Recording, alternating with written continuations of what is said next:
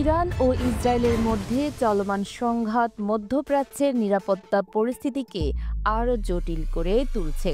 সাম্প্রতিক সময়ে ইরান ইসরায়েলের ওপর ক্ষেপণাস্ত্র হামলা চালিয়েছে, যাকে দেশটির সর্বোচ্চ ধর্মীয় নেতা আয়াতুল্লাহ আলী খামেনি ইসরায়েলের বিরুদ্ধে সামান্য শাস্তি হিসেবে আখ্যায়িত করেছেন। ইসরায়েলের মতো উন্নত প্রযুক্তি সম্পন্ন দেশ, যার কাছে আয়রন ডোমের মতো প্রতিরক্ষা ব্যবস্থা রয়েছে, তাও এই হামলাগুলো পুরোপুরি প্রতিহত করতে ব্যর্থ হয়েছে। এই বাস্তবতা একদিকে যেমন ইসরায়েলের কৌশলগত দুর্বলতা তুলে ধরে, অন্যদিকে প্রশ্ন তোলে দীর্ঘদিনের আন্তর্জাতিক নিষেধাজ্ঞা সত্ত্বেও ইরান কিভাবে এমন শক্তিশালী অস্ত্র উৎপাদন ও সংগ্রহে সক্ষম হলো। শাসনামলে যখন তিনি ইউরোপে সেনা অফিসার পাঠিয়ে প্রশিক্ষণ দেন এবং ঘরোয়া জেনারেল স্টাফ গঠন করে সেনাবাহিনী আধুনিকীকরণের সূচনা করেন।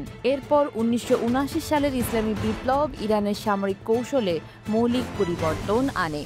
ইসলামী বিপ্লবী গার্ড কর্পস গঠন করে তারা সামরিক শক্তির মধ্যে আদর্শিক উপাদান যুক্ত করে। ইরান ইরাক যুদ্ধ তাদের আত্মনির্ভরতার পথ দেখায়, যেখানে তারা অস্ত্র আমদানির সীমাবদ্ধতা কাটিয়ে নিজেরাই অস্ত্র উৎপাদনের চেষ্টা শুরু করে। বিপ্লব পরবর্তী সময়ে মার্কিন যুক্তরাষ্ট্র সহ পশ্চিমা দেশগুলোর কঠোর নিষেধাজ্ঞার কারণেই ইরান আধুনিক অস্ত্র কিনতে পারত না। ফলে তারা পুরনো অস্ত্রগুলো রিভার্স ইঞ্জিনিয়ারিং করে নিজেরাই নতুন প্রযুক্তি তৈরি করতে থাকে।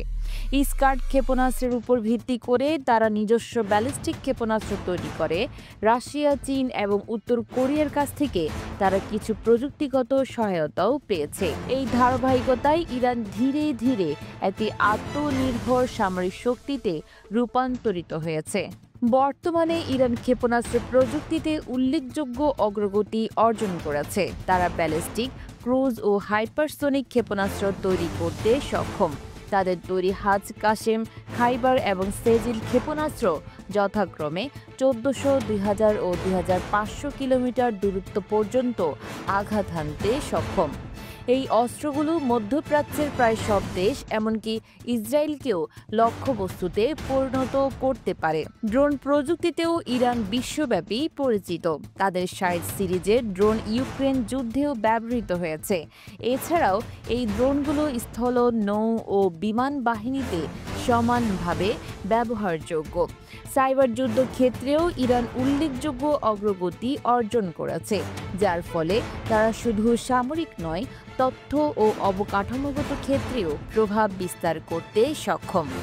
আন্তর্জাতিক নিষেধাজ্ঞা থাকা সত্ত্বেও ইরান একটি কার্যকর অর্থনৈতিক ভিত্তি বজায় রাখতে পেরেছে। জাতিসংঘের মতে তাদের বার্ষিক সামরিক বাজেট প্রায় $9.5 বিলিয়ন, যেখানে 2023 সালে তা বেড়ে দাঁড়ায় $10.3 বিলিয়ন। বিশাল তেল ও গ্যাস সম্পদের অধিকারী দেশটি স্ট্রেইট অব হরমুজের মাধ্যমে বৈশ্বিক তেল সরবরাহের একটি গুরুত্বপূর্ণ অংশ নিয়ন্ত্রণ করে। তেল বিক্রি, অস্ত্র প্রযুক্তি রপ্তানি, কালোবাজার এবং বিভিন্ন বিদেশি লেনদেনের মাধ্যমে তারা অর্থনীতি সচল রেখেছে। ইরানের সর্বোচ্চ নেতা আয়াতুল্লাহ আলী খামেনি সামরিক ও বৈদেশিক নীতির পূর্ণ নিয়ন্ত্রণে রয়েছেন। তিনি শুধু রাজনৈতিক নয়, সামরিক দিক থেকেও সর্বময় ক্ষমতার অধিকারী। তার দৃষ্টিতে সামরিক শক্তি কেবল প্রতিরক্ষা নয়, বরং জাতীয় গর্ব ও ইসলামী বিপ্লবের প্রতীক। যদিও অভ্যন্তরীণ জনসমর্থন সবসময় দৃঢ় নয়, তবুও এই কৌশল ইরানকে টিকিয়ে রাখার ক্ষেত্রে কার্যকর হয়েছে। ভবিষ্যতে তারা আরও উন্নত ড্রোন, স্যাটেলাইট এবং হাইপারসোনিক প্রযুক্তি অর্জনের পরিকল্পনা করছে, যা তাদের সামরিক ও কৌশলগত শক্তিকে আরও জোরালো করবে।